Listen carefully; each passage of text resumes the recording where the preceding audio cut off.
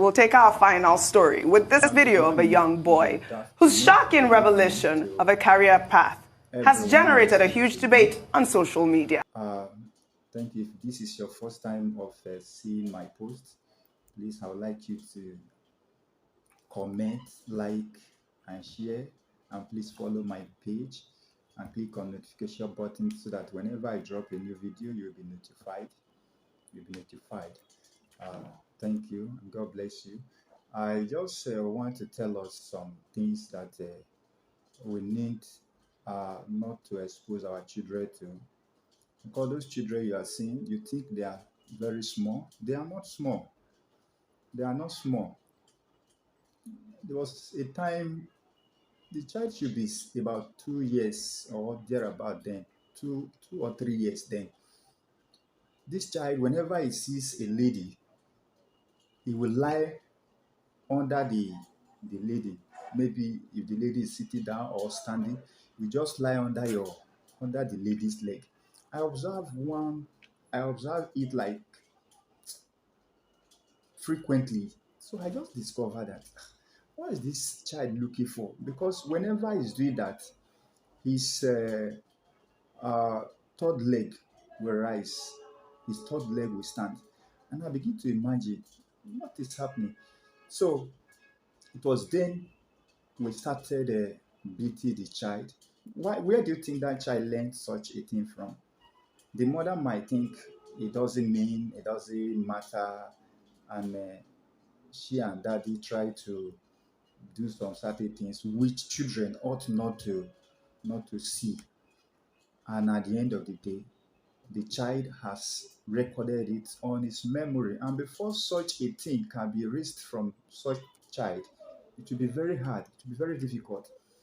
And again, the kind of movie we expose our children to also matters. Toys, the kind of toys we get for our children, like the following toy, the following toys, I think it is advisable we don't get them for our children, like toy guns, toy knives, or any sharp, any object with sharp edges or pointed tip, or any electric toys, toys with small batteries like wristwatch batteries. Those kind of toys, you can continue to mention different kind of toys that are dangerous for our children to use. Imagine a child with a toy gun or a toy knife, or a toy sword. Such a child, we want to practice it. And where we also get it wrong is when we expose them to a kind of horror movie or those war films that where those things are practically shown. It is shown practically on those kind of for them. You see a child will be shooting, pa, pa, pa. And if the person refuses to fall down, they will tell the person, fall down now, fall down now. You know, when you shoot somebody, the person is supposed to fall down now, fall down like say you don't die. So those are the things. And such a child, whenever he is growing, he will want to grow to see how he will practically use the real part of that tool that you have gotten for them. So please, those things. Imagine like what I watched on one of our favorite channel, where a child, where they showed a child that was telling people, the interviewer, that I love killing. I will grow to become a killer. Imagine, and he said the only people that he cannot kill are his the member of his family. How sure are we? Because let me tell you, different kind of incident that have happened. Whenever those robbers that doesn't want to kill, theirs is just to come rob and go. By the time they discover somebody knows them at that robbery scene, they discover that somebody knows them at that robbery scene. Let me tell you, that person they know might even be the only person that will be killed at that robbery incident. will be the only person that will be killed. So if a small child of that kind of age is saying, I would like to grow to become a killer because of some certain things that he has befed with. So please, because of our time, I don't want to keep us on this particular part. I would like to play the video for you so that you hear it yourself. Imagine such a thing. This is the video. We'll take our final story with this video of a young boy whose shocking revelation of a career path has generated a huge debate on social media. Let's take a look. What do you want to be when you grow up? A murderer because I like killing. My brain tells me if I like killing or not. I like killing because when I first watched my grown-up killing show, myself started to like killing, and then my brain started to like tell me what to do with killing in it. So I like murders and I like killing in my life. I'm gonna kill everybody in the world except for my family because they just didn't do anything to me. I just like killing. So just any type of person, it doesn't matter? What about me? Yeah. Even me? No, not even my teachers either. Okay, because I'm the first person that you told this. Am I? Yeah? So, I just like killing. So what are you going to be again when you grow up? A murderer. Okay. Rufai, what do you make of this? Would you say this is excessive video game, or this little boy should be locked up, really? No, it shouldn't be locked up. Psychologists should start working with him now. You know why? Because he's going to do it. You know, and he has 90% chance of doing it. One, he has the intention. Two, he lives in a country where it's so easy to get guns. Absolutely, that all right, too. You can get AR-15s and rifles and all. It's America. But thirdly, you hear what he said there. The role of the media is important. Let's be careful what we expose our children to. He doesn't have a reason to kill, but he says, I love the killing shows I watch. Right. So parents should be careful what their children are watching, and parents should be careful the kind of trauma their children are seeing at a certain age. You know why? He's inculcated that trauma he's seeing through the killing shows at a certain age because his brain is still in formation. And his brain has been formed for life. These are the formative years. And that's why we should be careful on how, that's why I say parenting is intentional stuff. It's not just having children.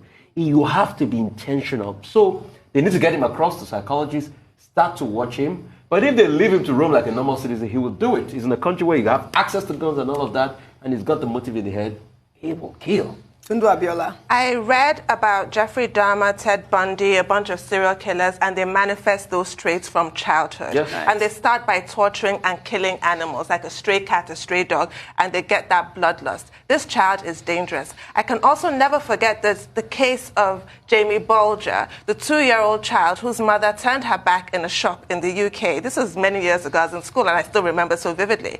And these two boys, they were captured on CCTV. Terry Venables, I can never forget his name. Initially, they were child A and child B. Later, we found Terry Venables was the child A. They just came, they saw this 2-year-old boy, held him by the hand and led him out. That's the footage. And they tortured him and they killed that boy. The British public were then shown the videos of those children being interviewed by the police. Obviously, their faces were blurred and their names were Child A and Child B. And they were saying they had watched a movie called Child's Play, Chucky. I remember Chucky. Yes, and that is why they decided to kill that boy. Yeah. And one of the children was crying. But Terry Venables was completely happy, very calm, and said, yes, I killed him, and zero remorse. So there's also something in their brain, in the makeup of their brain. Psychopaths lack empathy. They cannot feel compassion for other human beings. This is a very chilling video. This boy is dangerous. Dr. Abati. Okay, what we're dealing with here is at one level, we have an idealized vision of youth, of children. The standard belief is that children cannot kill because they are innocent. But over the years, we've seen many cases of children who kill.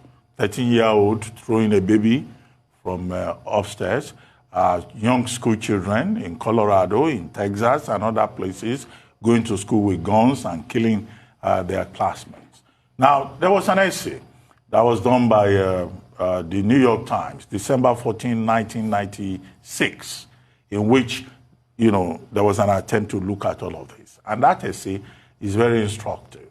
It pointed out a number of issues. One, about psychiatric problems.